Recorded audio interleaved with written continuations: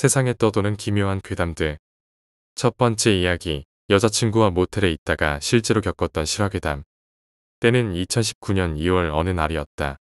통금이 있는 여자친구 때문에 종종 낮술을 즐겼다. 술집에서 마실 때도 있지만 편안하게 마시려고 모텔방을 잡고 먹는 날도 있었다. 그날도 그런 날이었다. 술과 안주를 사들고 신나게 마셨는데 금방 취기가 올라 잠이 쏟아졌다. 여자친구는 너무 졸려 대충 치우고 자자고 했고 그렇게 술자리를 정리한 뒤 눈을 좀 붙이기로 했다. 노트북으로 잔잔한 음악도 틀어놓고 여자친구 통금 시간에 맞춰 알람도 맞추고 침대에 누웠다. 한참을 자다가 희미하게 잠에 깨어 여자친구 쪽으로 손을 더듬었는데 여자친구가 없어졌다. 잠결에 여자친구가 갔나 보다 생각하고 다시 자려고 했다. 그때 노트북 음악이 뚝 끊기더니 변기물이 내려가는 소리가 났다. 그 소리에 잠이 깨버렸다. 하지만 화장실에는 불이 꺼져 있었다. 그 모텔은 화장실이 반투명 유리로 되어 있어 불이 켜졌는지 안 켜져 있는지 보이고 실루엣도 잘 보인다. 화장실에 불이 꺼져 있는데 변기 소리가 났다. 여자친구가 화장실에 있겠지 생각했지만 무서웠다. 그래서 확인할 겸 화장실에 있지? 라며 물어봤다. 2, 3초 지나서 정적이 흐른 뒤 희미하게 대답이 들려왔다. 그래서 나는 불도 안 켜고 뭐해? 귀신인 줄 알잖아. 화장실 불 킨다. 이렇게 말하고 일어났다. 그런데 갑자기 불 켜지 마. 이렇게 큰 소리를 질렀다. 여자인지 남자인지 모를 이상한 목소리였다. 무서웠지만 여자친구가 민망해서 급하게 대답한 거라 생각했다. 그래서 여자친구가 나올 때까지 기다리는데 불 꺼진 화장실에서 크크 웃음소리가 들려왔다. 어둠 속에서 웃음소리만 들리는 게 이상했다. 자기야 아직 볼일 다 안 봤어? 라고 여자친구를 향해 물었다. 그때 대답 대신 흐릿한 유리창에 실루엣이 보였다. 곰곰이 생각해보니 여자친구의 모습이 아니었다. 여자친구는 단발머리였는데 화장실에 비친 여자는 긴 머리였다. 그때 박수 소리가 들렸는데 멈추지 않고 계속 났다. 온몸으로 극한의 공포를 느끼며 유리창을 보고 있었다. 그 순간 박수 소리가 멈췄고 그 여자 귀신은 스르륵 사라졌다. 겨우 정신을 차리고 휴대폰을 봤더니 새벽 1시였고 톡이 하나 와 있었다. 10시 반에 집에 잘 도착했어 라는 여자친구의 톡이 와 있었다. 3시간 동안 같이 있었던 그 여자는 누구였을까? 두 번째 이야기, 여자고등학교. 때는 2001년 여름이었다. 내가 다녔던 경북의 A여고는 산으로 둘러싸여 있었다. 어느 날 학교에 등교하는데 그날따라 학교 입구부터 분위기가 심상치 않았다. 학생들이 다 모여있고 몇 명은 울고 있었다. 찜찜한 마음을 뒤로 한 채 교실로 들어갔다. 책상에 앉자마자 한 친구가 쓱 오더니 야 어젯밤 얘기 들었어? 라고 이야기를 꺼냈다. 2001년도 당시 학생들 사이에서는 다모임, 버디버디, 세이클럽, 화상채팅, 싸이월드 등 채팅 사이트가 유행이었다. 이 당시에는 스타크래프트, 리니지 등 온라인 게임이 유행했던 시절이다. 그 채팅 사이트에서 학교 다니던 어느 여고생이랑 남학생이 만나기로 약속을 잡았다. 학교 후 저녁 시간에 여고에서 단둘이 만나기로 약속을 했다. 여학생은 홀로 남학생을 기다리고 있었는데 멀리서 남학생이 보였다. 하지만 한두 명이 아니었고 대여섯 명 되는 남학생들이 오고 있었다. 순간 무서운 마음의 위험을 감지하고 뒷걸음질을 치는데 눈치챈 남학생들이 뛰어오고 있었다. 도망쳐야 한다는 생각에 막 뛰었는데 학교 입구는 막혀 있어서 들 수 있는 곳은 학교 뒷산밖에 없었다. 나무를 막 헤치면서 가다가 절벽 있는 쪽으로 왔는데 떨어져 그 자리에서 죽게 되었다. 며칠 후 학교에서 또 다른 사건이 발생했다. 학교 교무실에서 선생님이 쓰러진 채로 발견되었다. 그 선생님은 전날 밤에 혼자 교무실에서 업무를 보고 있었는데 문을 두드리는 소리가 났다. 선생님은 이 시간에 누구지? 생각하면서 문을 열어봤는데 복도엔 아무도 없었다. 이상하다 잘못 들었나? 생각하고 다시 책상에 앉아 일하는데 또 누가 똑똑똑 노크 소리가 울렸다. 바람 소리겠지 생각하고 모른 척하며 일을 다시 시작하는데 갑자기 문이 열리는 소리가 났다. 문 쪽을 보니 피 흘리는 여학생이 뚫어지게 쳐다보고 있었다. 너무 놀란 선생님은 그대로 기절했다. 그 사건 이후 학교 분위기는 뒤숭숭했다. 담임 선생님은 괜히 이상한 소문 내지 말고 공부 열심히 하라고 했다. 시간이 흐른 후 학교는 다시 잠잠해졌다. 세 번째 이야기, 원귀. 대학가에서도 방을 구하기 힘들다. 월세가 너무 비싸서 여기저기 부동산을 돌아다니던 중 운 좋게 싸고 좋은 방을 구했다. 그런데 시세에 비해 너무 싸고 방도 컸으며 리모델링도 깔끔하게 되어 있었다. 그 당시에는 그렇게 별로 의심치 않았다. 좋은 방을 구해서 기분이 좋았던 나는 친구들을 불러 집들이를 했다. 술 마시고 놀다가 친구들은 그대로 다 잠이 들어버렸다. 새벽 3시쯤 벽 쪽에서 자고 있던 한 친구가 갑자기 벌떡 일어나더니 이상한 썩는 냄새가 난다고 구토와 두통을 호소했다. 그러면서 그 친구는 집으로 돌아가겠다고 했고 극구 만류했지만 뿌리치고 첫 차도 오지 않는 늦은 새벽 혼자 택시를 타고 집으로 돌아갔다. 다음 날부터 친구처럼 나도 이상한 냄새를 맡게 되었다. 음식 같은 게 썩었나 생각하고 대수롭지 않게 넘겼다. 하지만 다음 날에도 또 똑같은 냄새가 났는데 점점 강해졌고 숨쉬기 힘들 정도로 고통스러웠다. 그래서 청소를 해야 하나 싶어서 화장실, 싱크대, 신발장 등 냄새 나는 곳을 집중적으로 청소하면서 집안 구석구석을 청소했다. 마지막으로 방 안으로 돌아왔는데 늦은 새벽 택시를 타고 집에 갔던 친구가 누워있던 벽에 벽지가 울어있는 것을 발견했다. 아, 여기 곰팡이가 있구나 생각하고 곰팡이를 없애려고 곰팡이 스프레이를 가지고 뿌렸다. 그리고 안쪽 곰팡이까지 없애려고 벽지를 확 뜯었는데 빈틈없이 부적이 쫙 붙여 있었다. 갑자기 소름이 확 돋았고 이 집에 뭔가 있다는 생각에 집주인에게 전화를 걸었는데 전화를 받지 않았다. 연락이 되지 않는 집주인을 마냥 기다릴 수 없었고 부적을 떼어야겠다는 생각에 서슴지 않고 모든 부적을 다 떼어냈다. 집주인의 연락을 기다리다가 잠이 들고 말았다. 잠결에 들려오는 이상한 소리에 눈을 떴는데 밖에서 나는 얘기 소리가 아니었다. 자세히 들어보니 쇠 긁는 소리가 났다. 무슨 소리지? 하면서 몸이 굳어버렸다. 순간 가위구나 생각했다. 몸이 안 움직여지면서 점점 커지는 의문의 소리는 점점 견디기 힘든 지경까지 왔다. 클럽 스피커에 귀를 댄 것처럼 고통스럽고 무서웠다. 그러다 갑자기 소리가 멈추자 눈을 떴는데 바로 앞에 얼굴이 다 흘러내린 여자가 머리를 풀어헤치고 쳐다보고 있었다. 너무 무서워서 눈도 감지 못한 채 있는데 다시 끼이하면서 쇠 긁는 소리를 냈다. 그 여자 귀신은 온 방안을 뛰면서 춤을 추었다.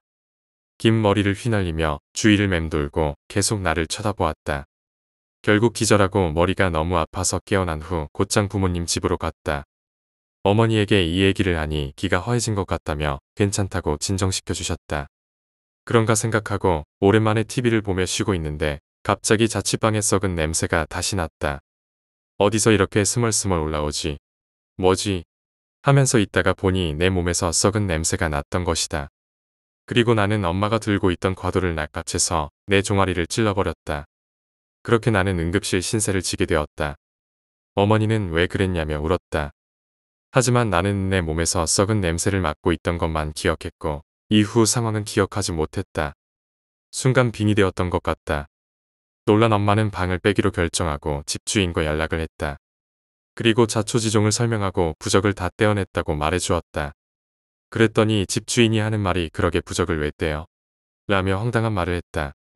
어머니는 전화를 끊고 짐을 빼자며 황급히 그 집으로 출발했다. 겁에 질린 나는 차 안에 기다리고 있었고 어머니가 짐을 챙기셨다.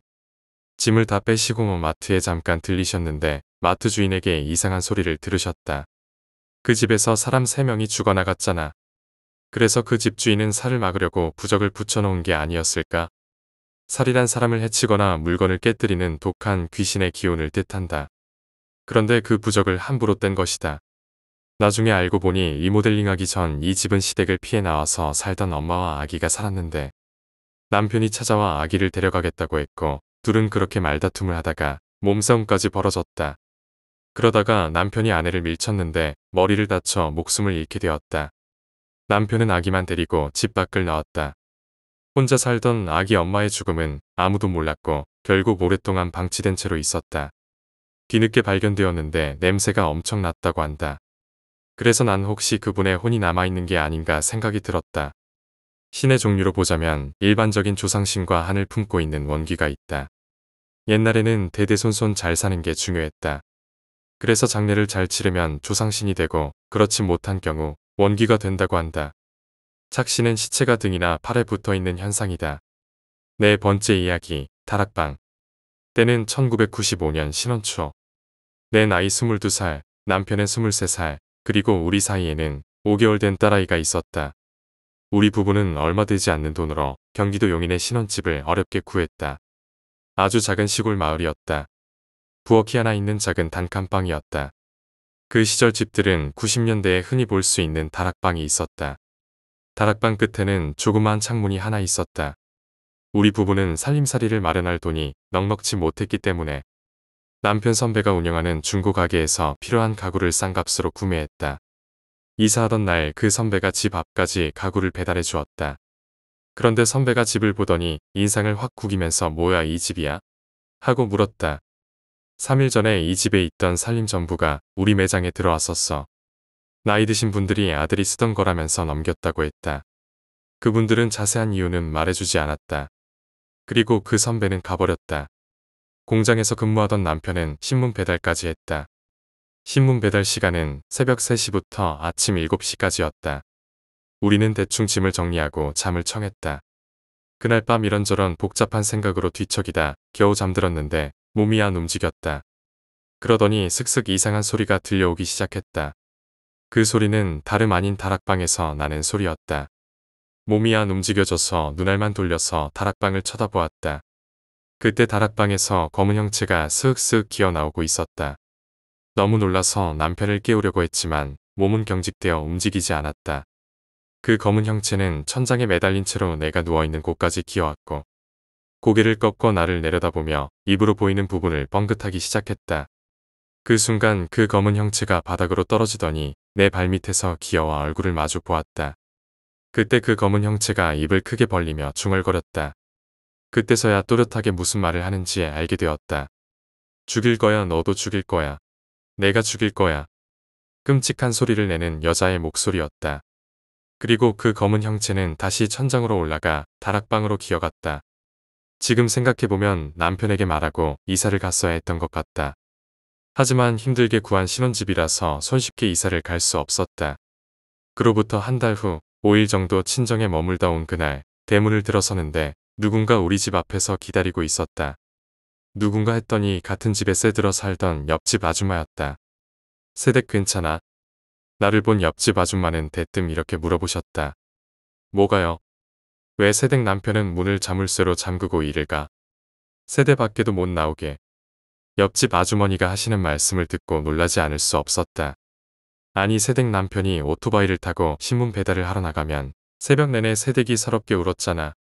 그래서 방 앞에 가서 불러봐도 대답도 하지 않은 채 울기만 하고 내가 부르는 소리 못 들었어? 그 얘기를 듣고 온몸에 소름이 끼쳤다. 친정에 간 사이 남편이 출근하며 문을 잠근 빈집에서 누가 울었을까?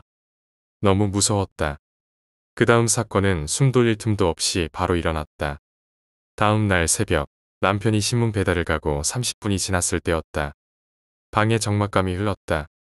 그때 철컥철컥 방문에 손잡이를 여는 소리가 들렸다. 누구세요? 라고 아무리 불러도 대답은 없었다. 그날부터 나는 남편이 없는 이 집이 무서워지기 시작했다. 남편이 신문 배달을 하러 나간 뒤 꼭 새벽 3시 30분만 되면 어김없이 불청객이 찾아왔다. 비가 오던 어느 날 시계 바늘이 정확하게 새벽 3시 30분을 가리키고 철컥철컥하는 소리가 들려왔다. 그런데 이날은 좀 이상했다. 문 손잡이를 돌리는 소리가 멈추고 어디선가 의문의 소리가 들렸다.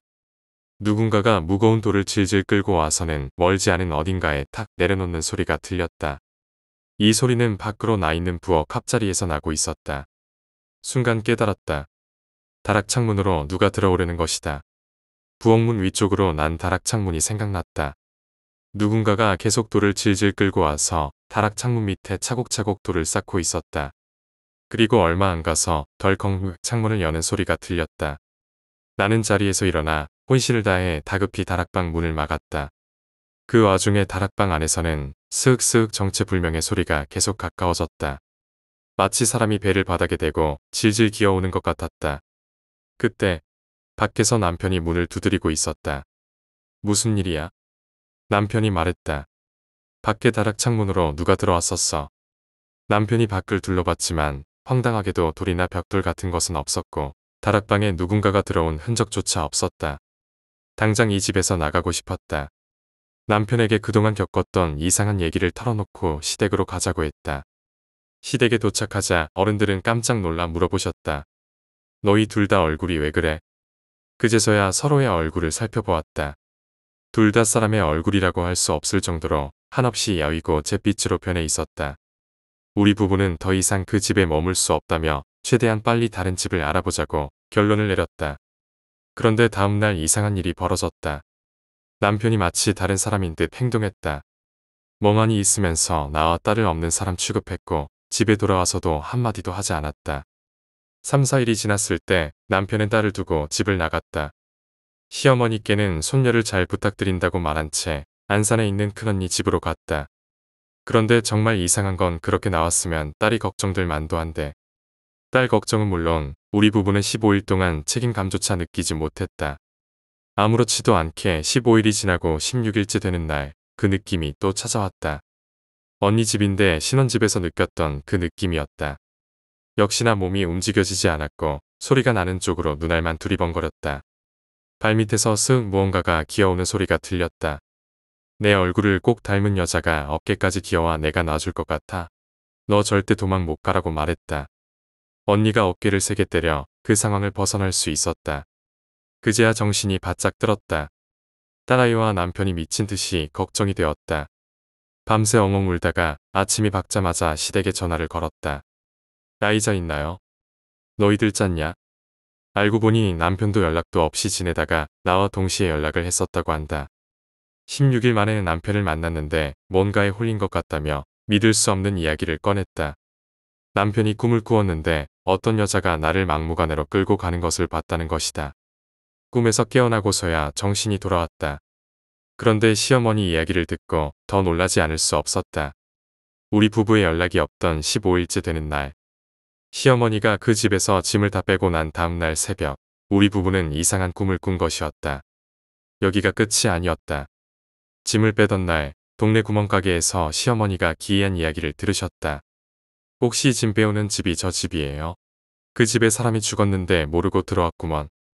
이렇게 동네 아줌마가 말했다. 그 집에는 원래 젊은 부부가 살았던 집이다. 우리가 이사를 하기 일주일 전쯤 남편이 일을 나가고 아내 혼자 있던 집에 다락 창문으로 강도가 들어와 아내가 안 좋은 일을 당했다는 것이다. 그 집에서 겪었던 일은 아직도 우리 부부 머릿속에 생생하게 남아있다. 다락방에는 아직도 누가 있을까? 5번째 이야기, 부검실. 대학교 시절 이야기다. 시가지에서 떨어진 산에 위치한 학교였다. 학업에 집중할 수밖에 없던 환경이었다. 나는 2014년에 본과 1학년으로 재학 중이었다. 공부가 아니고 푹 빠져있던 게 의과대학 밴드부 동아리 모임이었다. 이 모임에는 법의학과 교수님도 있었던 특급 동아리였다. 신원미상의 시체조사나 미제사건 재수사에도 경찰이 와서 자문할 정도로 유명한 법의학과 교수님이었다. 법의학과 교수님이 유일하게 인정한 학교의 전설이 된 괴담이다. 때는 5월, 축제의 계절이었다. 우리 밴드부 동아리는 축제 준비를 막상 해보려니까 귀찮았다. 그래서 의과대학 바로 옆에 위치한 주차장에서 대충 천막을 치고 간이 무대를 만들어 공연을 하고 술을 마시기로 했다. 공부하느라 워낙 피곤했기 때문이다. 공연 당일 공연을 마친 후 그 자리에서 술을 마셨다. 그날 밤 12시 동아리에 친구 한 명이 있었는데 갑자기 그 친구가 사라졌다. 그 친구는 악기를 잘 다루지 못하지만 인싸였다. 노는 걸 즐기러 동아리에 들어온 친구였다. 술을 좋아하지만 금방 취했기 때문에 그 친구가 사라졌지만 기숙사에 먼저 들어갔거나 천막 치우기 싫어서 도망갔다고 생각하고 모두 대수롭지 않게 넘겼다. 그 말에 우리 동아리들은 대충 치우고 내일 치우기로 결정했다. 다음 날 아침이 되었고 친구들은 청소를 하고 있었다. 그런데 의과대학 건물에서 어제 사라졌던 그 친구가 그 옷 그대로 머리가 산발이 되어 뛰쳐나왔다. 친구들은 왜 거기서 나와? 너 왜 거기 있었어? 라고 물었다. 그런데 이 친구 상태가 심상치 않았다. 몸을 부르르 떨면서 혼잣말을 했다. 정신이 든 그 친구가 이상한 이야기를 해주었다. 전날 밤 술 기운을 못 이겨 기숙사 건물로 와서 엘리베이터를 타고 4층에서 내려 방으로 들어갔다고 했다. 침대에 옆으로 누워서 잠을 잤다. 한참 자다가 문득 잠에서 깼는데 어디선가 뚝뚝 물 떨어지는 소리가 들렸다. 비몽사몽해서 눈을 떠보니 굉장히 시야가 어두웠다. 그 상태에서 얼굴과 목에 서늘한 기운이 몰려왔다. 락스 냄새 같기도 하고 시큼한 냄새가 코를 찡하게 만들었다. 그 순간 생각났다. 해부 실습실에서 나는 포르말린 냄새였다. 그 생각이 들자마자 겨우 눈을 떠 초점을 맞춰 마주한 시아는 룸메이트 친구가 있어야 할 자리에 냉장고가 있었다. 그 순간 여기는 기숙사가 아니라 법의학과 교수님 부검실이라는 걸 알았다. 상황을 파악하고 몸을 일으키려는데 온몸이 밧줄로 묶인 것처럼 움직이지 않았다. 뚝뚝 떨어지는 소리가 바로 앞에서 들렸다. 목과 얼굴에 끼쳤던 한기가 바람이 아니라 하아 누군가 내뱉는 숨이었다. 두려움에 시선을 돌릴 수 없었다. 눈 시야가 어두웠던 이유가 있었다. 불이 꺼져서 어두운 게 아니라 누군가의 머리카락이 눈 앞을 가리고 있었다. 그리곤 귀에 대고 속삭였다. 날 왜 찾아왔어? 왜 날 찾았어? 대답하면 큰일 날 것 같다는 생각에 입을 꾹 닫은 채 그 시간이 끝나기만을 숨죽여 기다렸다. 그 여자가 날 찾아와 놓고 왜 안 봐? 라고 크게 소리쳤다. 차가운 손으로 내 눈을 억지로 뜨게 했다. 그때 보인 것은 핏기 없이 새파란 여자가 물에 흠뻑 젖은 채 얼굴을 들이밀고 있었다. 다시 한번 내 귀에 날 왜 안 보냐고 크게 소리쳤다. 그대로 기절해버렸다. 다음 날 일어나 보니 정말로 기숙사가 아니라 의과대학 건물이었다. 기숙사 건물 엘리베이터인 줄 알았는데 탄 엘리베이터도 시신 운구용 엘리베이터였다. 이 이야기를 친구들에게 했더니 술 냄새 너무 난다. 너 헛것봤다. 말이 되냐? 라며 장난으로 받아들였다. 얼마 후 동아리 연습날 법의학과 교수님도 참여하셨다. 전날 그 친구가 법의학과 교수님 부검실에서 잠을 잤다고 말하면서 썰을 풀었다. 교수님은 그래. 며칠 전에 익사한 시신을 부검했는데 그 시신이 여자였어. 라고 말씀하셨다. 그 순간 모두 얼어붙었고 그 친구에게 아무 말도 할 수 없었다. 그 뒤로 이 괴담은 학교 레전드 괴담으로 등극했다.